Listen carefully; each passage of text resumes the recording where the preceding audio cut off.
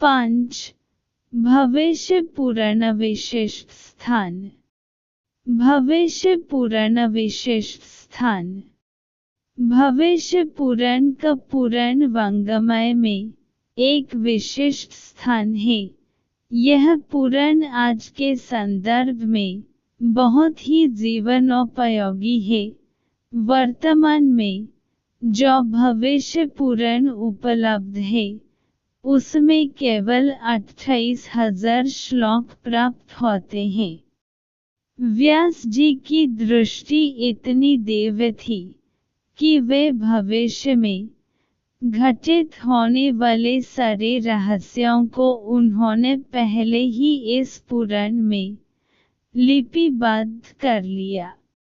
इस पुराण में नंदवंश, मौर्य वंश, बाबर, हुमायूं, तैमूर, शिवाजी, महादजी सिंधिया आदि का भी वर्णन व्यास जी ने पहले ही इस पुराण में कर दिया। इस पुराण में महारानी विक्टोरिया की 1857 में भारत साम्राज्य बनने का भी वर्णन है तथा यह भी बताया गया है कि अंग्रेजी यहाँ की प्रमुख भाषा हो जाएगी और संस्कृत प्रायः लुप्त हो जाएगी।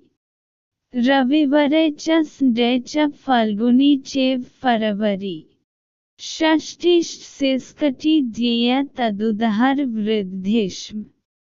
इस पुराण में भारतीय संस्कार, तत्कालीन सामाजिक व्यवस्था, शिक्षा प्रणाली पर भी विस्तार से प्रकाश डाला गया है। वस्तुतः भविष्य पुराण सौर प्रधान ग्रंथ है। सूर्योपासना एवं उसके महत्व का जैसा वर्णन भविष्य पुराण में आता है वैसा कहीं नहीं है। पंचदेवों में परिगणित सूर्य की महिमा, उनके स्वरूप, परिवार, उपासना पद्धति आदि का बहुत विचित्र वर्णन है। पुराण की कथा सुनने एवं सुनने वाले को भी महफल की प्राप्ति होती है। एक बार कुमार कार्तिकेय भगवान सूर्य के दर्शन के लिए गए। उन्होंने बड़ी श्रद्धा से उनकी पूजा की। फिर भगवान सूर्य की आज्ञा से वे वहीं बैठ गए। थोड़ी देर बाद उन्होंने दो ऐसे दृश्य देखे जिनसे उन्हें बड़ा आश्चर्य हुआ। उन्होंने देखा कि एक दिव्य विमान से कोई पुरुष आया। उसे देखते ही भगवान सूर्य खड़े हो गए।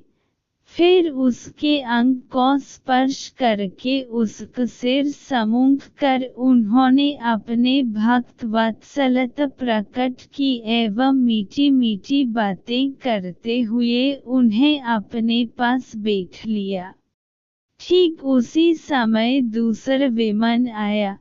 उससे उतरकर जो व्यक्ति भगवान सूर्य के पास आया उसकी भी भगवान सूर्य ने उसी प्रकार से उसका भी सम्मान करते हुए अपने पास बैठ लिया।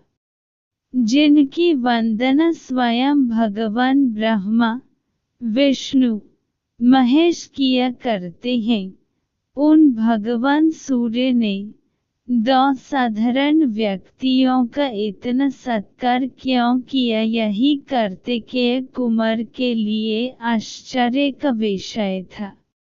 कुमार ने अपना आश्चर्य भगवान सूर्य के सामने रखते हुए पूछा, भगवान, इन दोनों सज्जनों ने ऐसा कौन सा सत्कर्म किया जो आप इन्हें सम्मान दे रहे हैं?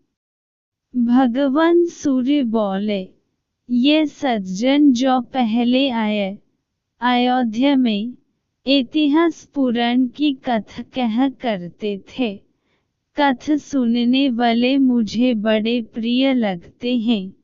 यम, यमय, शनि, मनु, ताप्ती मुझे इतने प्रिय नहीं लगते जितने कि कथवाचक। मुझे धूप, दीप आदि से भी पूज करने में इतनी खुशी नहीं होती जितनी कि कथा सुनने से होती है। ये सज्जन कथवाचक हैं, इसलिए मैं इन पर इतना प्रसन्न हूँ। भगवान सूर्य ने आगे कहा कि ये सज्जन जो बाद में मेरे पास आए, उन्होंने बड़ी श्रद्धा से अनेकों पुराणों की कथा करवाई एवं सुनी। एक बार कथा समाप्त होने पर इन्होंने कथावाचक की प्रदक्षिणा की और उन्हें सोना दान में दिया।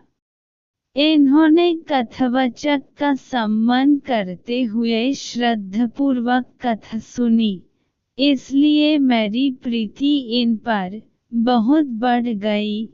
इस प्रकार इतिहास पुराण की कथा सुनना एवं सुनना पुराण और पुराण वक्त की पूजा करना भगवान को सबसे अधिक प्रिय है।